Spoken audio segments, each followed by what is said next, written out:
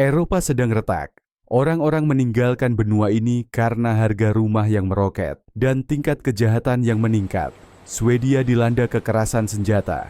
Prancis tenggelam dalam gelombang protes. 10 negara paling ditinggalkan pada tahun 2025. Daftar ini akan mengejutkan Anda. Nomor 10, Britania Raya.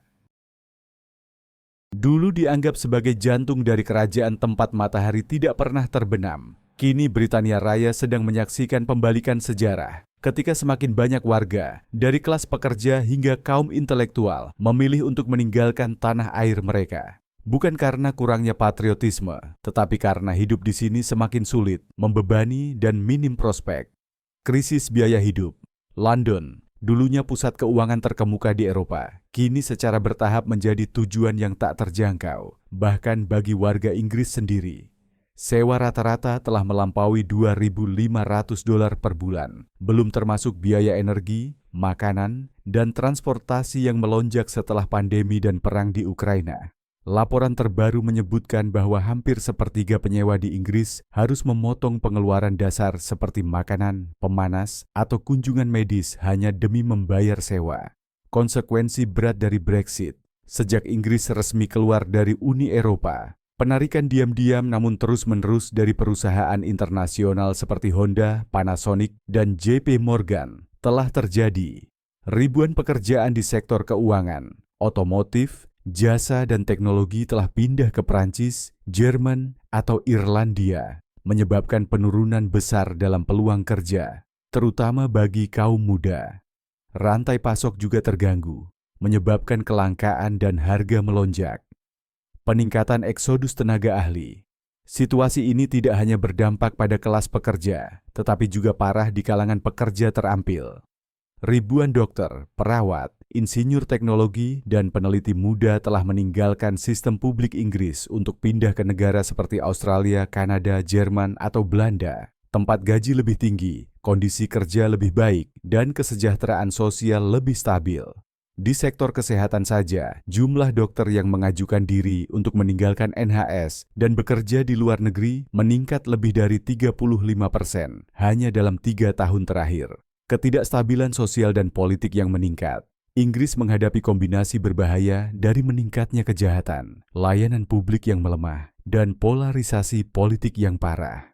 Tingkat kejahatan kekerasan dan serangan dengan pisau di kota besar seperti London dan Manchester telah mencapai level tertinggi dalam 1 dekade terakhir. Sementara itu, NHS kelebihan beban secara kritis dengan waktu tunggu yang mencapai beberapa bulan, menyebabkan banyak pasien meninggal sebelum mendapatkan perawatan. Di ranah politik, ketidakstabilan akibat 5 Perdana Menteri berbeda hanya dalam 7 tahun telah mengikis kepercayaan publik terhadap kepemimpinan dan kemampuan reformasi negara. Nomor 9, Jerman. Dulu dipandang sebagai simbol stabilitas dan efisiensi di zona euro, Jerman, kekuatan industri Eropa, kini tengah bergulat dengan serangkaian tantangan sistemik. Di balik permukaan makmurnya, terdapat tanda-tanda mengkhawatirkan dari krisis yang diam-diam menyebar dalam masyarakat dan ekonomi Jerman. Krisis perumahan yang memburuk. Di kota besar seperti Berlin, Hamburg, dan Munich, harga sewa melonjak lebih dari 40% hanya dalam 5 tahun terakhir, membuat sulit bahkan bagi mereka dengan penghasilan stabil. Banyak anak muda terpaksa tinggal bersama orang tua hingga usia 30-an atau pindah ke pedesaan untuk menghindari biaya hidup yang tinggi. Sementara itu, pembangunan perumahan baru tidak seimbang dengan permintaan dan peraturan hukum yang kompleks menghalangi investor properti. Krisis demografi dan kebijakan imigrasi yang ketat. Populasi Jerman menua dengan cepat, dengan lebih dari 22% berusia di atas 65 tahun, sementara angka kelahiran termasuk yang terendah di Eropa. Hal ini menyebabkan kekurangan serius tenaga kerja muda, terutama di sektor teknologi, kesehatan, dan teknik mesin, pilar ekonomi Jerman. Namun, alih-alih memperluas imigrasi sebagai kompensasi, Berlin memperketat prosedur visa dan kontrol perbatasan, sebagian karena tekanan partai populis dan kekhawatiran atas keamanan dalam negeri. Pendapatan stagnan di tengah biaya yang meningkat, Meskipun Jerman tetap menjadi ekonomi terbesar di Uni Eropa, pertumbuhan upah rata-rata tidak seimbang dengan inflasi, terutama sejak krisis energi tahun 2022 dan dampak perang Rusia-Ukraina. Harga listrik, gas, dan makanan semuanya melonjak, sementara banyak pekerja Jerman terpaksa mengurangi pengeluaran dasar meskipun bekerja penuh waktu. Impian hidup kelas menengah yang stabil, dahulu fondasi masyarakat Jerman, kini terguncang hebat. Bisnis hengkang, ketidakpuasan publik meningkat, di bawah tekanan biaya produksi yang meningkat, dan kebijakan pajak yang makin rumit, banyak perusahaan internasional memindahkan produksi ke Polandia, Republik Ceko, atau Asia. Hal ini tidak hanya mengurangi lapangan kerja lokal, tetapi juga memicu kritik terhadap pemerintah karena dianggap kaku dalam pengelolaan ekonomi. Pada saat yang sama, protes dan pemogokan merebak dari guru dan perawat hingga pekerja kereta api menunjukkan frustrasi mendalam dalam masyarakat atas ketimpangan dan menurunnya kualitas hidup. Nomor 8. Prancis. Dengan menara Eiffel yang megah, anggur berkualitas, seni tinggi, dan mode, Prancis sejak lama dipandang sebagai simbol budaya dan kualitas hidup. Namun, di balik kemilau mimpi Prancis terdapat kenyataan yang mendorong semakin banyak warga, terutama anak muda dan kelas menengah, mempertimbangkan untuk meninggalkan negara ini demi stabilitas dan peluang di tempat lain.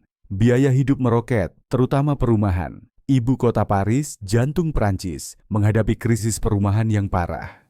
Rata-rata sewa apartemen kecil telah melampaui 1.500 euro per bulan, belum termasuk biaya utilitas, transportasi, dan makanan yang meningkat cepat pasca pandemi dan setelah krisis energi. Bagi pelajar dan pekerja muda, hidup mandiri di Paris kini nyaris jadi kemewahan. Kelebihan permintaan perumahan publik dan laju konstruksi yang lambat semakin memperparah masalah. Kerusuhan sosial yang meluas dan berkepanjangan. Prancis telah menjadi ibu kota protes dalam beberapa tahun terakhir. Dari gerakan rompi kuning, pemogokan kereta api, hingga protes reformasi pensiun, gelombang ketidakpuasan belum menunjukkan tanda melambat. Akibatnya banyak layanan publik terganggu secara berkala, memengaruhi kehidupan sehari-hari dan iklim investasi. Polarisasi politik dan berkurangnya kepercayaan terhadap institusi telah membelah masyarakat secara mendalam. Keamanan memburuk dan kejahatan meningkat. Dua kota besar, Paris dan Marseille, berubah menjadi titik rawan keamanan dengan meningkatnya insiden pencurian, kekerasan jalanan, dan perdagangan narkoba. Marseille sangat terdampak oleh geng bersenjata yang terkait jaringan kejahatan lintas negara. Sementara itu, meningkatnya keberadaan zona terlarang, area yang dihindari polisi, menimbulkan kekhawatiran tentang otonomisasi di beberapa lingkungan. Beban utang publik dan kebijakan pajak yang berat. Prancis kini menanggung utang publik lebih dari 3 triliun euro, sekitar 110% dari PDB. Ini memaksa pemerintah mengetatkan pengeluaran publik sambil mempertahankan pajak penghasilan dan perusahaan yang tinggi. Usaha kecil dan menengah, tulang punggung ekonomi lokal, terbebani oleh pajak, prosedur administratif yang rumit, dan kebijakan yang kaku. Banyak pengusaha muda memilih pindah ke luar negeri seperti Belgia, Portugal, atau Kanada untuk memulai usaha di lingkungan yang lebih ramah bisnis. Nomor 7. Italia. Italia, tempat lahir budaya Romawi, kuliner kelas dunia, dan kota kuno seperti Roma, Florence, dan Venesia, sejak lama menjadi tujuan impian para pelancong global. Namun, di balik fasad pariwisata yang glamor, terdapat kenyataan yang membuat bahkan warga lokal merasa tidak nyaman. Ekonomi stagnan, populasi menua dengan cepat, dan harapan akan masa depan yang semakin memudar. Krisis demografi yang parah. Italia mengalami penurunan populasi yang mengkhawatirkan. Angka kelahiran saat ini mencapai rekor terendah. Hanya sekitar 1,2 anak per wanita, jauh di bawah tingkat penggantian alami, 2,1. Sementara itu, harapan hidup yang tinggi dan tren memiliki sedikit anak mendorong persentase penduduk di atas 65 tahun melebihi 23%, salah satu yang tertinggi di Eropa.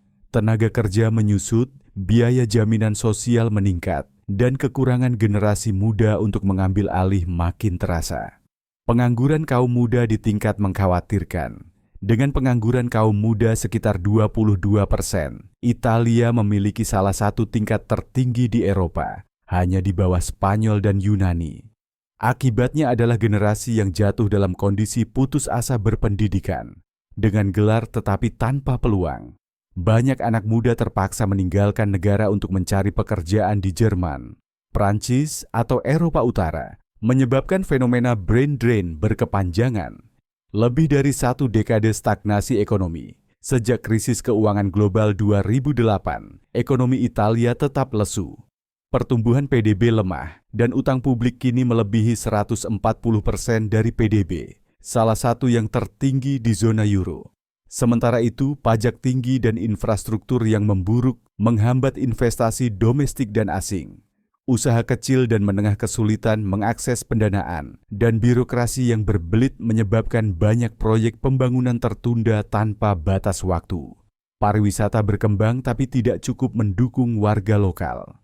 Meski Italia menerima puluhan juta wisatawan setiap tahun dan termasuk negara dengan pendapatan pariwisata tertinggi di dunia, kekayaan ini terutama terkonsentrasi di daerah seperti Roma, Venesia, dan Milan. Tempat harga properti melonjak, mendorong warga ke pinggiran. Banyak penduduk merasa seperti orang asing di tanah leluhur. Selain itu, sebagian besar pekerjaan pariwisata bersifat jangka pendek, musiman, dan berupah rendah. Tidak cukup untuk menjamin stabilitas finansial jangka panjang. Nomor 6, Spanyol. Spanyol, negeri cahaya keemasan, anggur, festival yang meriah, dan pantai yang menggoda. Dulunya merupakan simbol kehidupan santai dan penuh warna. Namun di balik keindahannya, mimpi Spanyol perlahan memudar bagi banyak warganya karena masalah ekonomi, perumahan, dan politik semakin terlihat dan memburuk. Tingkat pengangguran yang terus tinggi, meskipun ekonomi menunjukkan tanda pemulihan pasca pandemi. Tingkat pengangguran nasional tetap di atas 12%, salah satu yang tertinggi di Eropa Barat. Yang lebih mengkhawatirkan, hampir 28% orang di bawah 25 tahun tidak memiliki pekerjaan, membuat banyak lulusan terjebak dalam pengangguran jangka panjang atau pekerjaan sementara dengan upah rendah. Hal ini menciptakan generasi ninis, ni estudia, ni trabaja, tidak belajar maupun bekerja, dengan masa depan tak pasti dan moral rendah. Lonjakan Airbnb membuat sewa melonjak. Peningkatan platform sewa jangka pendek seperti Airbnb telah mendorong harga sewa di kota seperti Madrid dan Barcelona naik lebih dari 50% dalam waktu kurang dari satu dekade. Penduduk lokal semakin sulit mendapatkan tempat tinggal yang layak, sementara banyak lingkungan menjadi terlalu turistis sehingga kehilangan identitas komunitasnya. Warga lama dipaksa keluar dari pusat kota demi memberi ruang bagi wisatawan dan investor. Pendapatan rendah, kondisi hidup tidak stabil, meskipun biaya hidup di Spanyol lebih rendah dibandingkan beberapa negara Eropa Barat, rata-rata gaji juga termasuk yang terendah di zona euro. Dengan sekitar 1.400 euro per bulan sebelum pajak, banyak anak muda kesulitan menabung, membeli rumah, atau membangun kestabilan jangka panjang. Upah rendah berdampak pada penurunan kualitas hidup, terutama saat harga naik dan kebijakan sosial tertinggal dari kebutuhan masyarakat. Polarisasi politik dan ketidakstabilan berkepanjangan. Ketidakstabilan politik yang berlangsung lama dari tingkat nasional hingga daerah telah mengikis kepercayaan warga terhadap sistem pemerintahan. Krisis konstitusional pasca gerakan kemerdekaan Catalonia tahun 2017 meninggalkan perpecahan mendalam di masyarakat Spanyol, memicu perdebatan soal identitas nasional dan otonomi. Pemilu umum yang sering terjadi sering berakhir buntu, tanpa satu partai pun meraih mayoritas mutlak, menyebabkan pergantian pemerintah yang sering dan kurangnya stabilitas untuk mendorong reformasi besar. Nomor 5, Belanda. Dipuji sebagai salah satu negara paling layak huni di Eropa, dengan pendidikan progresif, masyarakat terbuka, dan kualitas hidup tinggi, Belanda sejak lama menjadi model masyarakat modern, adil, dan berkelanjutan. Namun di balik citra ideal ini, semakin banyak warga merasa tercekik dan memilih pergi, bukan karena kurangnya kebebasan, tetapi karena sistem yang terlalu beradab menjadi beban yang tak tertahankan. Krisis perumahan parah, harga di luar jangkauan, Impian memiliki rumah di Belanda semakin tidak terjangkau bagi kelas menengah. Harga rata-rata rumah telah melampaui 400.000 euro, naik lebih dari 70% hanya dalam satu dekade. Di kota seperti Amsterdam, Utrecht, dan Rotterdam, kekurangan perumahan memaksa ribuan orang, bahkan keluarga berpenghasilan stabil, tinggal di ruang sempit atau menunggu bertahun-tahun untuk perumahan publik. Tekanan pajak dan birokrasi hukum. Belanda dikenal dengan pajak tinggi, terutama bagi pekerja berpenghasilan menengah dan usaha kecil. Selain itu, peraturan ketat tentang perlindungan lingkungan, hak tenaga kerja, dan operasi bisnis membuat investor merasa terkekang. Misalnya, membangun atau memperluas pabrik seringkali memerlukan prosedur rumit terkait emisi, energi terbarukan, dan hak pekerja yang memperlambat pertumbuhan dan inovasi. Kejahatan terorganisir diam-diam berkembang. Meskipun masih dianggap aman menurut standar Eropa, dalam beberapa tahun terakhir, Amsterdam dan Rotterdam menjadi pusat perdagangan narkoba dan jaringan kejahatan terorganisir. Ledakan penyelundupan kokain dan metamfetamin melalui pelabuhan Rotterdam, salah satu pelabuhan terbesar di Eropa, menciptakan ekosistem bawah tanah yang berbahaya. Kekerasan geng, bahkan pembunuhan jurnalis dan pengacara, telah mengejutkan opini publik Belanda. Nomor 4. Swedia. Swedia dulunya dikagumi dunia sebagai model kesejahteraan, keamanan, dan stabilitas politik. Tapi kenyataan perlahan berubah. Di balik kota yang bersih, hutan yang damai, dan sistem pendidikan yang maju, negara Nordik ini menghadapi tantangan yang makin parah. Dari kerusuhan sosial dan krisis perumahan, hingga penurunan layanan publik penting, lonjakan kejahatan geng dan kekerasan senjata. Dalam satu dekade terakhir, Swedia mengalami lonjakan tajam penembakan, pemboman, dan pembunuhan yang terkait kejahatan terorganisir, fenomena yang dulu dianggap langka di negara ini. Stockholm, Gothenburg, dan Malmö menjadi titik panas kekerasan, dengan bentrokan berdarah terjadi di area permukiman. Menurut polisi Swedia, banyak kasus terkait jaringan narkoba lintas negara dan perang wilayah di komunitas imigran. Krisis perumahan, harga tinggi, antrian panjang, harapan rendah. Memiliki atau menyewa apartemen di Swedia, terutama di kota besar, makin sulit. Harga perumahan naik lebih dari 80% sejak 2010, sementara sistem sewa didasarkan pada antrian poin. Di Stockholm, waktu tunggu rata-rata untuk menyewa apartemen bisa mencapai 20 tahun. Ini memaksa banyak anak muda tinggal berdesakan, tinggal bersama kerabat, atau menerima harga sewa swasta yang sangat tinggi. Sistem kesehatan kewalahan, waktu tunggu lama. Meskipun dipuji karena keadilan dan kualitas profesionalnya, layanan kesehatan publik Swedia kewalahan, dengan waktu tunggu untuk janji temu atau operasi mencapai minggu bahkan bulan. Warga di daerah pedesaan atau terpencil lebih sulit mengakses layanan berkualitas. Kekurangan tenaga medis, terutama perawat dan dokter umum, menjadi masalah serius yang langsung berdampak pada kesehatan masyarakat. Iklim ekstrem berdampak pada kesehatan mental. Musim dingin yang panjang, gelap, dan dingin tidak hanya menuntut secara fisik, tetapi juga menjadi beban mental. Banyak orang, terutama imigran yang belum terbiasa, mengalami gangguan afektif musiman, SAD, insomnia, kecemasan, dan isolasi. Di wilayah utara seperti Kiruna atau Umeå, orang bisa hidup dalam kegelapan hampir total selama berminggu-minggu, membuat kesehatan mental memburuk tanpa sistem dukungan yang memadai. Nomor 3. Polandia. Polandia dianggap sebagai salah satu ekonomi dengan pertumbuhan tercepat di Eropa Tengah dan Timur selama 2 dekade terakhir.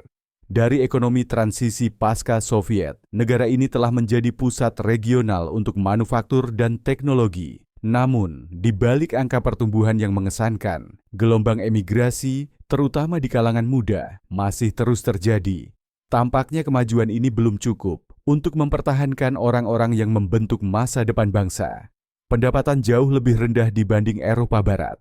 Meskipun PDB per kapita Polandia meningkat secara signifikan, rata-rata gaji hanya sekitar 1.300 euro per bulan, jauh di bawah negara seperti Jerman, Prancis, atau Belanda. Hal ini menyulitkan pekerja muda untuk mencapai kualitas hidup yang mereka inginkan di dalam negeri. Sementara itu, biaya hidup, terutama perumahan dan makanan, naik cepat, memperlebar kesenjangan antara pendapatan dan standar hidup. Gelombang emigrasi terus berlanjut sejak bergabung dengan UE. Sejak bergabung dengan Uni Eropa pada 2004, lebih dari 2 juta warga Polandia telah meninggalkan negara itu untuk tinggal dan bekerja di luar negeri, terutama di Inggris, Jerman, Belanda, dan Irlandia. Mereka yang pergi biasanya pekerja terampil, mahasiswa terbaik, atau profesional teknologi, memperparah brain drain. Meskipun sebagian kembali setelah belajar atau bekerja, sebagian besar memilih membangun kehidupan jangka panjang di tempat lain. Harga properti melonjak jauh di atas kenaikan gaji. Di Warsawa, harga perumahan meningkat lebih dari 80% hanya dalam 1 dekade, membuat sangat sulit bagi kaum muda membeli rumah tanpa dukungan keuangan keluarga. Upah tidak bisa mengejar inflasi properti, sementara pasar sewa semakin kompetitif, memaksa banyak pekerja muda menghabiskan sebagian besar penghasilan untuk perumahan. Beberapa orang bekerja seumur hidup dan tetap tidak mampu membeli apartemen sendiri. Polarisasi politik dan ancaman terhadap kebebasan pers. Selain masalah ekonomi dan sosial, Polandia menghadapi polarisasi politik yang mendalam. Ketegangan antara partai konservatif dan liberal memicu perdebatan sengit, memengaruhi kebijakan dalam negeri dan hubungan internasional. Khususnya kebebasan pers, pilar demokrasi yang sehat, terancam oleh kebijakan kontrol media dan tekanan terhadap jurnalisme independen. Hal ini menimbulkan kekhawatiran tentang masa depan demokrasi di negara yang pernah menjadi simbol gerakan solidaritas melawan otoritarianisme. Nomor 2. Portugal. Portugal sejak lama dipandang sebagai permata tersembunyi Eropa dengan cuaca sejuk, garis pantai cerah, gaya hidup santai, dan identitas budaya yang kaya. Dahulu tempat ini menjadi surga bagi para pemimpi yang mencari kehidupan sederhana dan damai di Eropa. Ironisnya, pesona inilah yang kini mendorong warga lokal ke pinggiran saat pariwisata meledak dan investasi asing mengacaukan kehidupan sehari-hari. Pendapatan rendah namun biaya hidup meningkat pesat. Meskipun ekonomi Portugal pulih pasca pandemi, rata-rata gaji hanya sekitar 1.200 euro per bulan, salah satu yang terendah di zona euro. Sementara itu, biaya hidup, terutama perumahan, energi, dan makanan, melonjak, membuat bahkan warga yang bekerja pun kesulitan. Kelas menengah menyusut, dan kaum muda tak mampu menabung atau merencanakan masa depan jangka panjang. Ledakan pariwisata dan investasi mendorong sewa melonjak tinggi. Lisboa dan Porto, 2 kota terbesar, telah menjadi surga bagi investor properti asing dan platform sewa jangka pendek seperti Airbnb.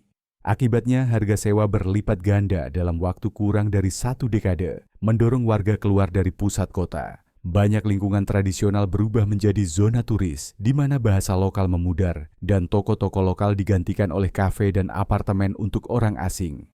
Kurangnya pekerjaan berkualitas bagi kaum muda. Pengangguran di kalangan muda tetap tinggi di Portugal, dan bahkan mereka yang bekerja sering menerima pekerjaan sementara, jangka pendek, atau bergaji rendah. Ketidakstabilan ini mendorong banyak anak muda berpendidikan meninggalkan negara demi peluang lebih baik di Jerman, Swiss, atau negara Nordik. Ini menjadi salah satu pemicu utama brain drain berkepanjangan di negara ini. Infrastruktur dan layanan publik yang rapuh. Anggaran ketat telah membebani dan memperburuk sistem transportasi, kesehatan, dan pendidikan Portugal. Banyak rumah sakit kekurangan dokter, sekolah kekurangan guru, sementara kereta dan bus di kota besar sering terlambat atau tidak dapat memenuhi permintaan. Bagi banyak warga, layanan publik yang dulunya dibanggakan, kini melambangkan pengabaian dan stagnasi. Nomor 1, Yunani. Dulu dianggap sebagai jantung dari kerajaan tempat matahari tidak pernah terbenam. Kini Britania Raya sedang menyaksikan pembalikan sejarah ketika semakin banyak warga, dari kelas pekerja hingga kaum intelektual, memilih untuk meninggalkan tanah air mereka. Bukan karena kurangnya patriotisme, tetapi karena hidup di sini semakin sulit, membebani, dan minim prospek. Krisis biaya hidup. London, Dulunya pusat keuangan terkemuka di Eropa, kini secara bertahap menjadi tujuan yang tak terjangkau, bahkan bagi warga Inggris sendiri. Sewa rata-rata telah melampaui $2.500 per bulan, belum termasuk biaya energi, makanan, dan transportasi yang melonjak setelah pandemi dan perang di Ukraina. Laporan terbaru menyebutkan bahwa hampir sepertiga penyewa di Inggris harus memotong pengeluaran dasar seperti makanan, pemanas, atau kunjungan medis hanya demi membayar sewa.